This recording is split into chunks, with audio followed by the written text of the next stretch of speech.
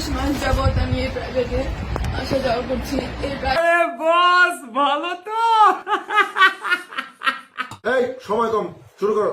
আচ্ছা ঠিক আছে। প্রাইভেটটা আমার পরিবারের মতো হয়ে গেছে, আমার আত্মার সাথে জড়িয়ে গেছে, আমার পরিবারের সাথে বেড়ে উঠে।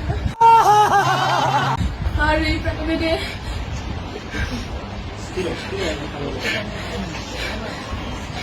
এই প্রাইভেটটাকে আমার পরিবারের চাইতে কোনো অংশে কম মনে হয়নি। এই প্রাইভেটের প্রত্যেকটা মানুষ আমার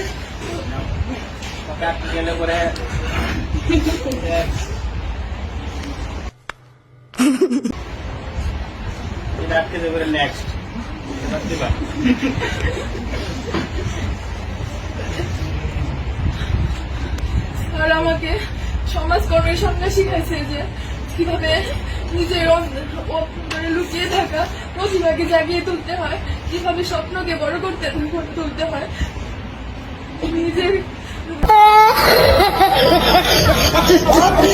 প্রতিভাকে জাগিয়ে তোলার প্রেরণা জাগাইছে স্যার।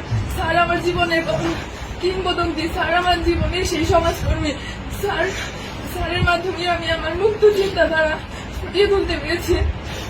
তাছাড়া স্যার আমি অনেক সময় অনেক বেয়াদবি করছি, যেগুলা হয়তো আমি বুঝতে পারি নাই, কিন্তু আপনার মেধা এইগুলা ঠিকই ধরা পড়ছে। আমার বন্ধু বান্ধবদের সাথে অনেকের সাথে অনেক খারাপ ব্যবহার করে ফেলছে অনেক সময়। সবাই তোমরা আমার দৃষ্টিতে দেখবা। তাছাড়া মাফিয়া তুলি যদি তোরা আমার জীবনে অনেক बहुत तेज हो रहा है बहुत तेज हो रहा है। জীবনে অনেক ফ্রেন্ড ছিল, কিন্তু তোদের মতো কেউ হবে না রে। প্রতিটা মুহূর্তে আমি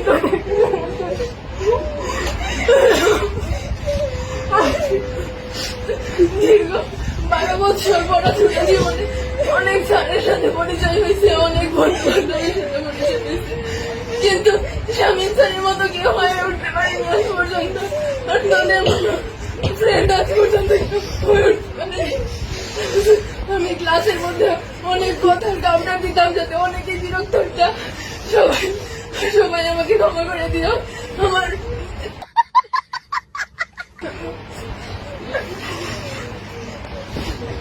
স্যার আমি সবসময় আপনার থেকে সকল ধরনের সাপোর্ট পাই আসছি স্যার। কোনো সময় আপনাকে শুধু স্যারের চোখে না, আপনাকে আমার বড় ভাইয়ের চোখে, একজন আদর্শ গাইডলাইনের চোখে দেখে আসছি স্যার। ভবিষ্যতে আমি চাই আপনার কাছে আদর্শ একজন শিক্ষার্থী হয়ে ফুটে উঠতে চাই। আমি